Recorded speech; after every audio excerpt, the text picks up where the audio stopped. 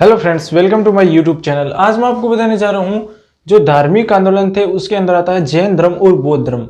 दोनों ही बहुत ही इंपॉर्टेंट है, एग्जाम के अंदर इनसे क्वेश्चन है वो ज़्यादा पूछे जाते हैं। तो ये दोनों जो बौद्ध और जैन धर्म थे ये दोनों ही 6ठी शताब्दी ईस्वी पूर्व के थे। तो इनको हम देखेंगे कि बौद्ध धर्म में संस्थापक कौन थे और उनका जन्म कहाँ पर हुआ था, किस तरह उन्होंने बौद्ध धर्म की है वो शुरुआत की थी, और जैन धर्म में कौन थे उनके बारे में पढ़ेंगे डिटेल से। तो वीडियो लाइक करें, अपने दोस्तों के साथ है वो शेयर जरूर करें। सबसे पहले हम देखेंगे कि जो जैन धर्म है और बौद्ध धर्म है इन दोनों को हमने साथ में लिखा है। अगर कंपैरिजन करके पढ़ेंगे तो आपको याद है वो जल्दी होगा, और दोनों की तुलना करने से जो दोनों के अंदर अंतर है वो भी हमें पता चलता है। कुछ नाम इनके अंदर सेम है तो वो भी हम देखेंगे कि जैन धर्म है, जैन धर्म के अंदर 24 तीर्थकर हुए थे। 24 तीर्थकर थे, उनमें सबसे फर्स्ट थे ऋषभ देव जो संस्थापक कहलाते हैं जैन धर्म के।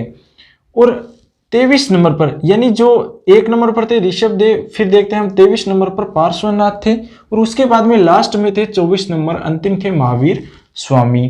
तो इनके बारे में हम आज पढ़ेंगे, महावीर स्वामी के बारे में। इधर देखते हैं कि बौद्ध धर्म है, बौद्ध धर्म के जो संस्थापक कहलाते हैं वो महात्मा बुद्ध कहलाते हैं। इनके बारे में बौद्ध धर्म में पढ़ेंगे। तो सबसे पहले हम देखते हैं कि महावीर स्वामी हैं, इन्होंने जैन धर्म के अंदर बहुत सारा काम किया था। इन्होंने इस जो जैन धर्म है इसकी शुरुआत की थी, यानी इसको बढ़ाया था। तो आप देखेंगे कि महावीर जो स्वामी हैं इनके माता पिता कौन थे। इनके जो पिता थे वो थे सिद्धार्थ और माता थी त्रिशिला। जो त्रिशिला थी वो लिच्छवी शासक चेटक की बहन थी। और जो महावीर स्वामी है इनके बचपन का नाम वर्धमान था। इस साइड में हम देखेंगे कि जो महात्मा बुद्ध है इनके पिता थे शुद्धोधन और माता थी महामाया, और इनका जो लालन पालन किया था वो मौसी थी प्रजापति गौतमी, उसने महात्मा बुद्ध का लालन पालन किया था। इनके बचपन का नाम था सिद्धार्थ और इनके पिता का नाम था सिद्धार्थ। इनके बचपन का नाम सिद्धार्थ था और इनके पिता का नाम सिद्धार्थ था। अब हम देखिए कि महात्मा बुद्ध है, उसके पिता शुद्धोधन, माता महामाया, और महात्मा बुद्ध का जो विवाह हुआ था वो हुआ था यशोधरा के साथ। और ये महावीर स्वामी है, इसका विवाह हुआ था यशोदा से, यानी इसका यशोदा से और इसका यशोधरा से। महावीर स्वामी हैं, उन्होंने 30 वर्ष की उम्र में गृह त्याग दिया था और इन्हें 29 वर्ष में गृह त्याग दिया था। उसके बाद में हम देखें कि इनके बचपन का नाम सिद्धार्थ था और इनकी जो जन्म है वो हुआ था 563 ईसा पूर्व में लुम्बिनी के अंदर हुआ था। और इनका जन्म हुआ था, महावीर जो स्वामी हैं इनका जन्म हुआ था 599 ईस्वी पूर्व में कुंडग्राम के अंदर। महात्मा बुद्ध और यशोधरा के साथ इनकी शादी हुई थी और राहुल इसका पुत्र था। और महावीर स्वामी और यशोदा के साथ इसकी शादी हुई थी, और इसकी जो पुत्री थी वो थी प्रियदर्शना, जिसको अनुज्या है वो भी कहते हैं। इन्होंने 30 वर्ष के अंदर ही गृह त्याग दिया था, और 30 वर्ष के गृह त्यागने के बाद जो ज्ञान प्राप्ति हुई थी उसके बाद में ये केवलीन कहलाए थे। और ज्ञान प्राप्ति है वो कहाँ पर हुई थी, नदी थी रिजुपालिका और गांव था जरम्बिक। और इनको ज्ञान प्राप्ति हुई थी फल्गु नदी है उसके किनारे निरंजना, यानी इसका जो फल्गु नदी है इसका दूसरा नाम है निरंजना, और गांव था उरुवेला बोध गया के अंदर। और ये जो यहाँ पर ज्ञान प्राप्ति हो चुकी थी उसके बाद में ये बुद्ध कहलाए थे और ये कहलाए थे केवलिन। और इनका जो प्रथम उपदेश था वो कहाँ पर था, राजगृह के अंदर। और इनका प्रथम उपदेश था वो था सारनाथ, यानी बुद्ध का जो प्रथम उपदेश था वो था सारनाथ, जो धर्मचक्र प्रवर्तक कहलाता है। उसके बाद में हम देखें कि इनकी जो मृत्यु है वो 527 ईसा पूर्व पावापुरी के अंदर हुई थी 72 वर्ष में। और इनकी मृत्यु 483 ईस्वी पूर्व के अंदर कुशीनगर के अंदर हुई थी 80 साल के अंदर। इनकी 72 साल के अंदर, इसकी 80 साल के अंदर। और जो कुशीनगर है वो उस समय मल गणराज्य की राजधानी थी।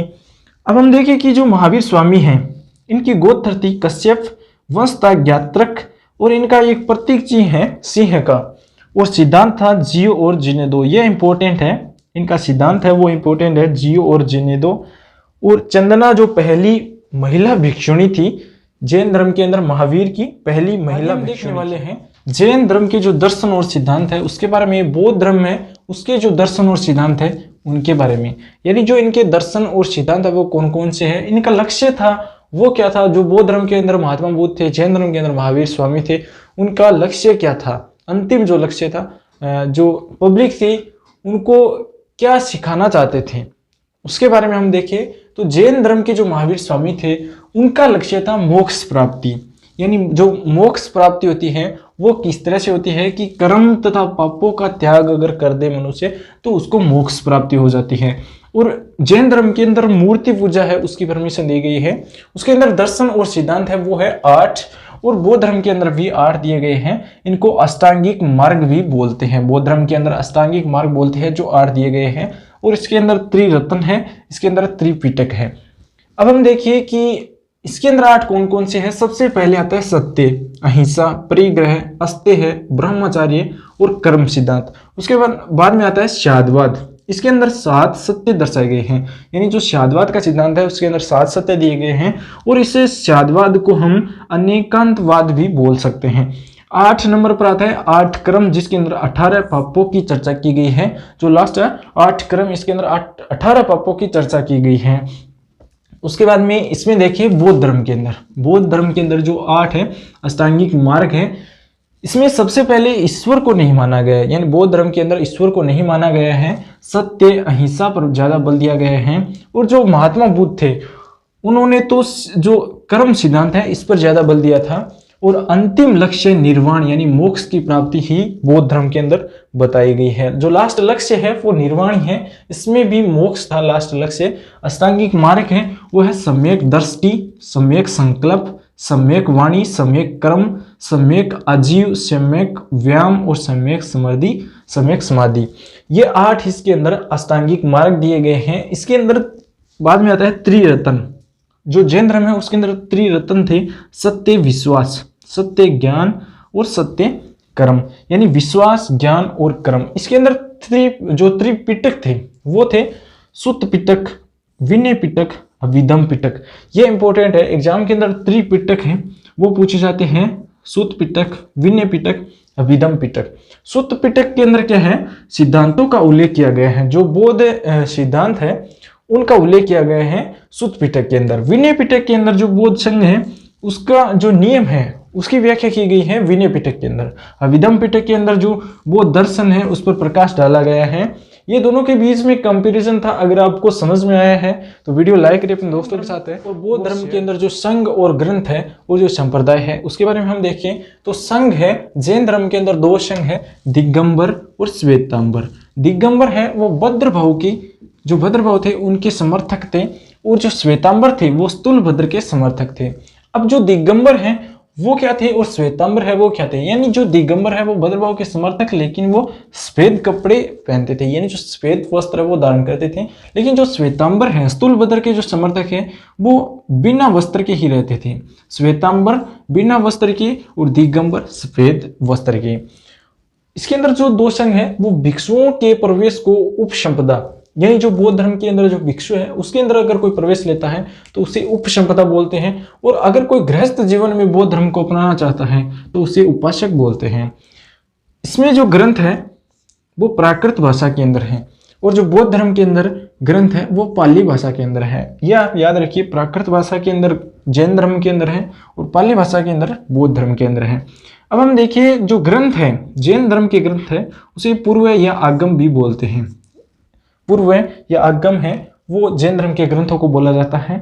और इसके जो ग्रंथ है उसके बारे में हमने बात की थी, सुत्त पिटक, विनय पिटक, अभिधम पिटक, इनके बारे में चर्चा कर ली थी। लेकिन जो दीपवंश और महावंश है ये 2 रचना है बौद्ध धर्म के अंदर, दीपवंश और महावंश।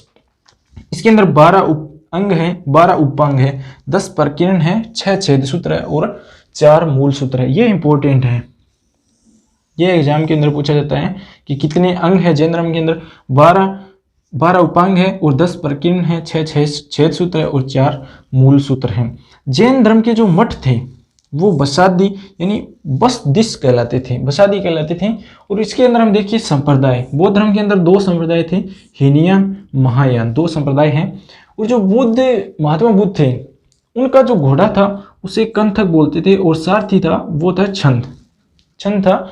और जो प्रारंभिक गुरु थे महात्मा बुद्ध के, जो प्रारंभिक गुरु थे वो था अल्लाह कलाम। ये इंपॉर्टेंट है, प्रारंभिक गुरु अल्लाह कलाम। ये एग्जाम के अंदर पूछे जाते हैं कि जो महात्मा बुद्ध थे उसका प्रारंभिक गुरु कौन था, तो अल्लाह कलाम थे। ये जानकारी आपको अच्छी लगती है तो वीडियो लाइक करें, शेयर करें।